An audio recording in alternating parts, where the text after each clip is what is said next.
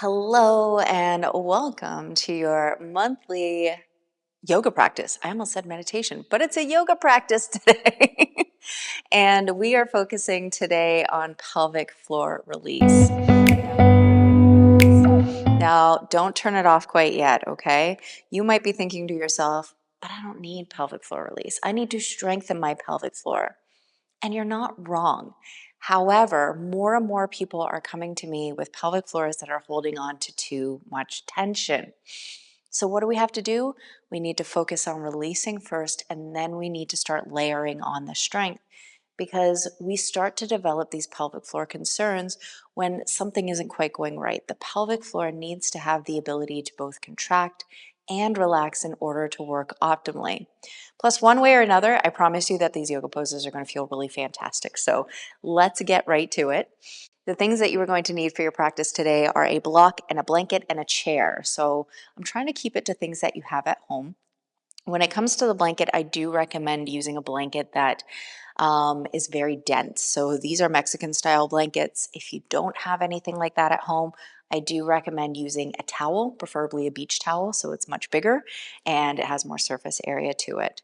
So that's all you're going to need. If you don't have a block, again, you can use that blanket in place of the block. It's just for one movement at the very end. So let's go ahead and get started. We're going to start off with our chair and the blanket. So we're going to essentially unfold the blanket to the point where it's pretty wide. And we're going to roll this up into, I don't know, I always think of like a Swiss chocolate roll. So roll it up, try to make it as smooth as possible. And then we're going to place the edges of the blanket down onto the chair. And then we're going to take a seat on top. Okay. Now we want to make sure that this blanket is making contact with the pelvic floor. So you may need to kind of lift and move some bum muscle out of the way, especially if you hold on to tension in your glutes. We want to make sure that things are kind of out of the way so we can make contact with the pelvic floor.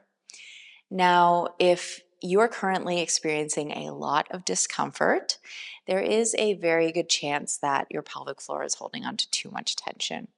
The only way to know 100% for sure is to visit your friendly neighborhood pelvic floor physiotherapist. So let's go ahead, settle in. Feel free to close your eyes if you'd like. And let's just breathe.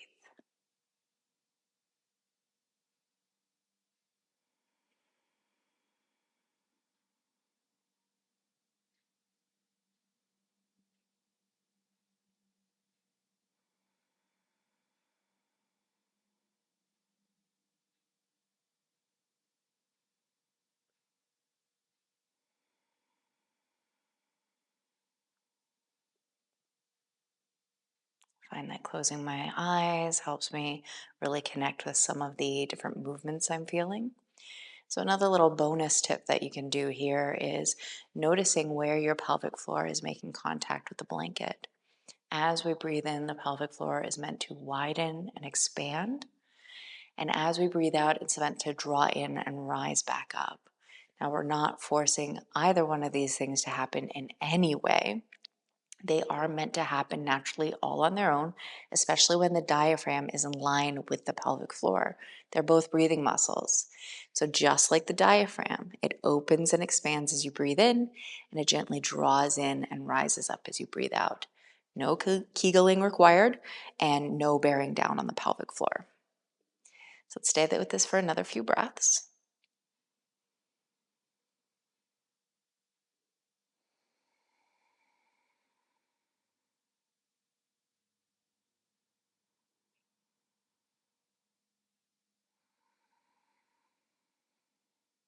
Perfect. From here, we're going to come off of the blanket and then go ahead and take a moment sitting in the chair and start to notice what you're feeling. I often hear people talking about how they feel this feeling of emptiness or lightness in the pelvic floor, or it just feels different. We're pretty used to sitting on various chairs and surfaces, so hopefully you're experiencing some kind of change already. Okay, let's move the chair out of the way. And we're going to continue to use the blanket. This time we're going to use it to cushion the knees or knee. So we're going to fold it up,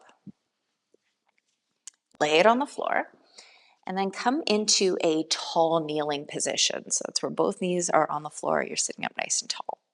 All right. From here, we're going to take our left leg out to the side. We're going to point the toes out to the side. Now you can adjust your foot in any position to make it more comfortable for you. And it might even change as we start to get moving.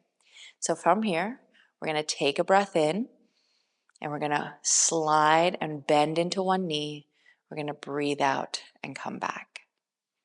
Inhaling down, exhaling up.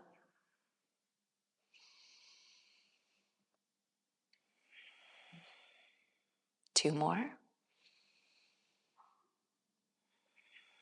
Next time you come down, we're going to stay, connecting your forearm onto the thigh. We're going to go ahead and reach our right arm up and over, bringing the arm in line with the ear. Now you can keep your arm lifted, or once you've set up this nice stretch down the right side of the body, you can always bring your hand back down, and you can set your eye gaze wherever it feels good. Two more breaths.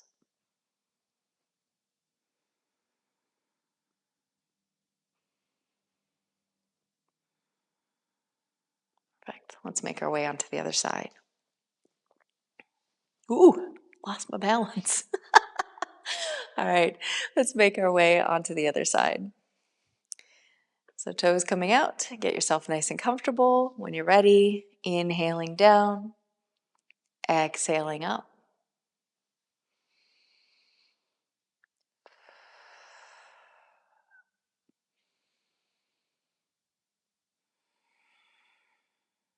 Two more. Last one stays down, connecting forearm onto thigh, and then go ahead and give yourself a big reach once again. Option to keep the arm lifted or release down, and then set your eye gaze wherever it feels comfortable. Two more breaths.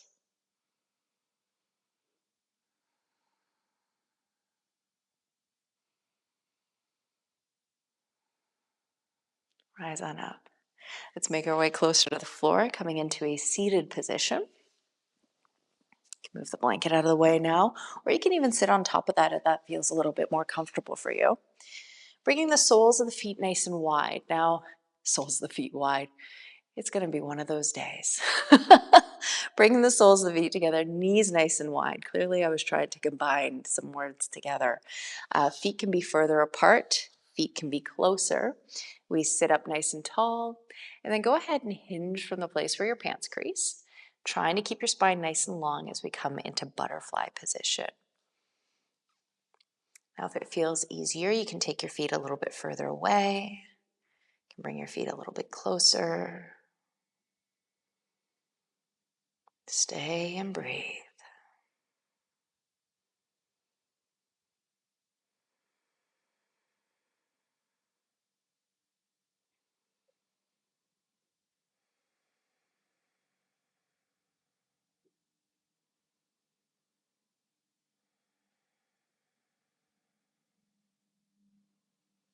Perfect. Come on up. And then from here, you can use a blanket just to cushion your head a little bit if you'd like to. We have two more poses left. Now, as I mentioned, you may need the blanket if you don't have a yoga block at home. So I just wanted to let you know that you would just probably give it an extra little fold just so the hips end up more or less the same height as we are on the more stable, sturdy block versus the soft and fluffy blanket. So when you're ready, come on down. We're going to start with not needing the blanket or the block for that matter. And if you are using a block, just make sure it's close by. Then from here, we're going to bring the knees wide and out to the side as we hug the knees into our chest. So very typically in many yoga classes, we have knees together at the chest. I'm a big fan of taking it wide. Not only does it help to open, expand through the pelvic floor, but it also just doesn't feel so claustrophobic for me.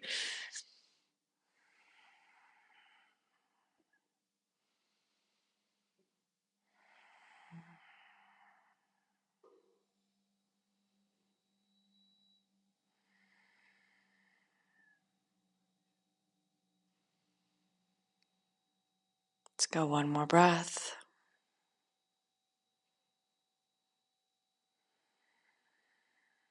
Perfect. Feet coming back down to the floor in constructive rest. So, personally, for this next exercise, I'm not a big fan of having a blanket under my head. You can definitely try it out and see if it works for you. And if something feels off, you can always easily remove it out of the way. We're going to take the block at its lowest level. Ooh, I'm having a hard time grabbing it. All right, so lowest level of the block. And then we're going to push into the feet, lift the hips, and slide the block underneath our sacrum. So your sacrum lives between your tailbone and your lower back. And especially in this lowest level of the block, there's a lot of room for error. It's quite wide, so we don't need to be as precise. But if you ever decided to use like Mama Bear, which would be the next level up, you can see there's a lot less space there. So we need to be a little bit more precise there. But for the purposes of what we're doing today, we don't need to go very high at all. Allow your arms to come out to the sides. Feel free to close your eyes if you'd like. Taking a breath in through the nose. And as you exhale, try to relax all the muscles around your pelvis. Breathing in. Exhale and allow your pelvis to become heavier on the block.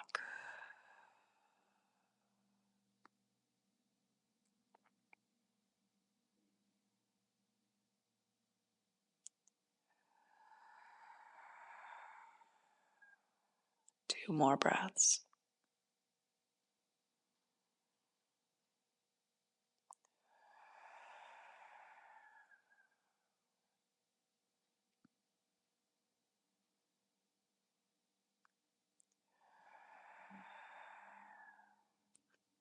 Perfect. To come out of this, press into your feet just enough to lift the hips. Move the block, lower the hips down towards the floor. And then feel free to roll over, start to make your way up off the floor. You can come into a cross-legged position if you wish. Before we head out, let's take a breath in together, reaching the arms wide and overhead where the palms connect. Exhaling your hands to heart, heart to hands. And I just want to say thank you so much for joining this practice today. The goodness in me, so it's the goodness in you. I hope you have an incredible day, and I hope that you're just feeling good in your body, regardless if you think you need a little pelvic floor release or not. So I look forward to connecting with you again very soon. Bye for now.